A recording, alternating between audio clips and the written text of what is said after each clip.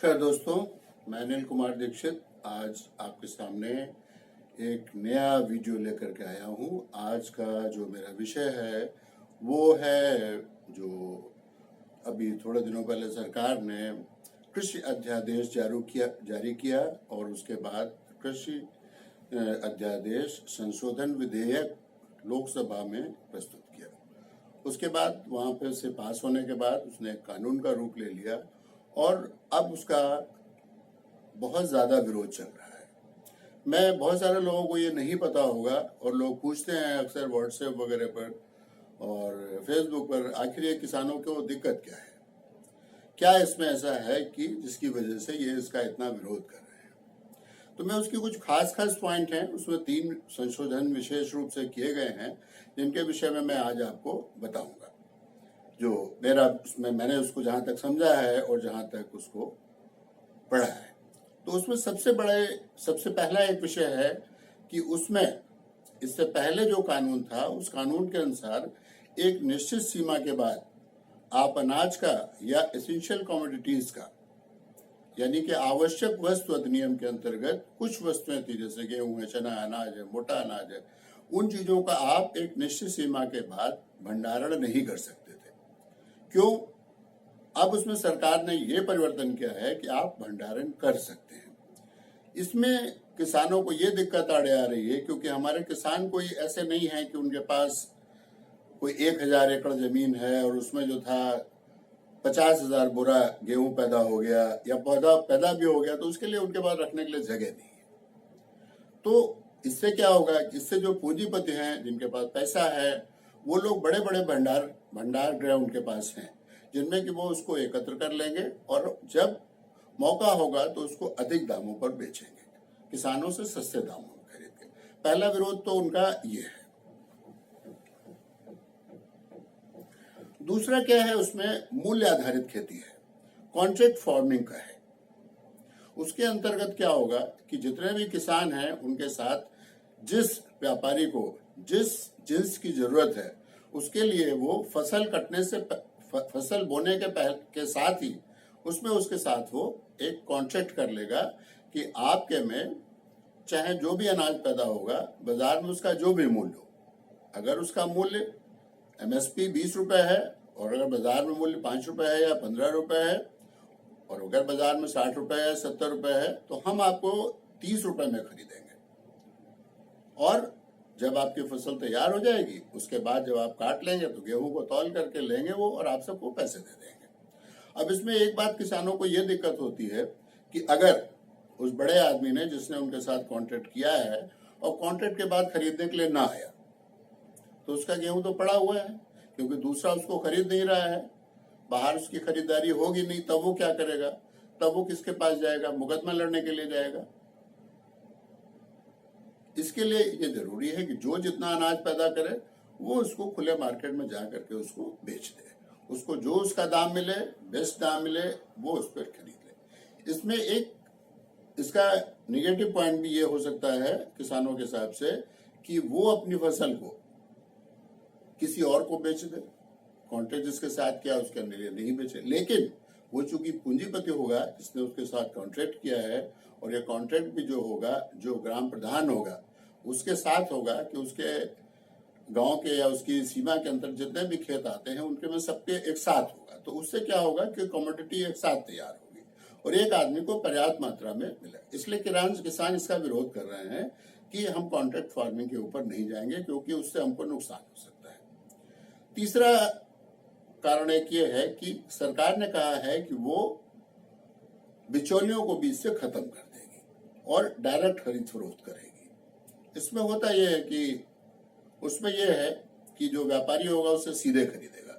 बिचौलियों के खत्म हो जाने से क्या होगा कि बिचौलिया नहीं होगा, वहां पर जो असली खरीदार होगा वही होगा। वहां पर असली खरीदार है वो अपनी खेती का जो भी, सपोज उसने टमाटर खरीदे या उसने गोभी, उसने एक ट्रक गोभी निकाले और लेकर के वो मंडी में गया।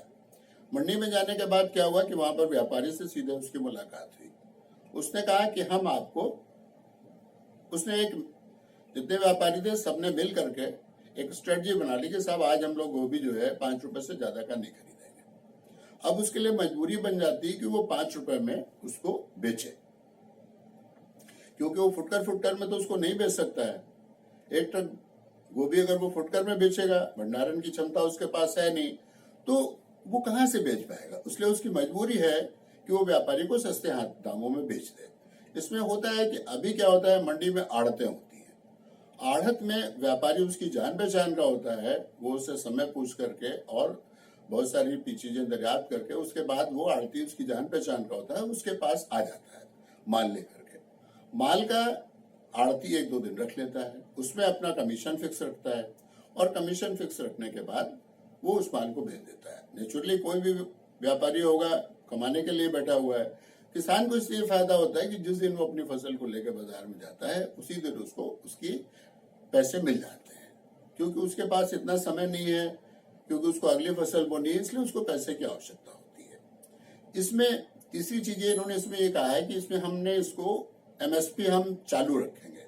एमएसपी का मतलब होता है मिनिमम सपोर्ट प्राइस, हिंदी में इसको कहेंगे न्यूनतम साझा मूल्य।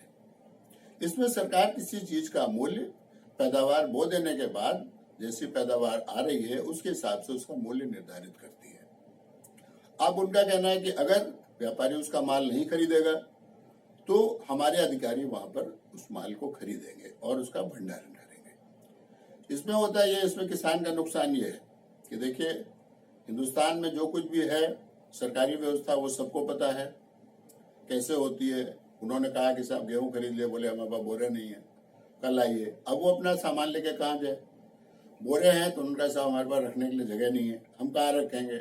उसको बाहर टलाते रहेंगे और उसकी वजह से क्या होगा, उसको औने पौने पर दाम अपना। अब उसके बाद क्या, करप्शन की भी इसमें संभावना है। बिचौलिए बाहर चले गए, छोटे व्यापारी बाहर चले गए, आड़तिये बाहर चले गए। सरकार ने उसके लिए एमएसपी बना के रखा है।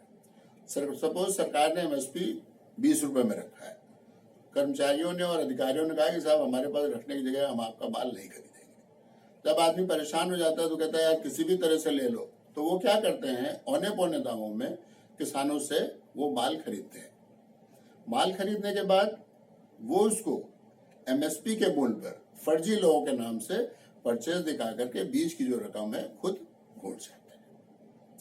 तो वैसे तो ये विषय बहुत लंबा है।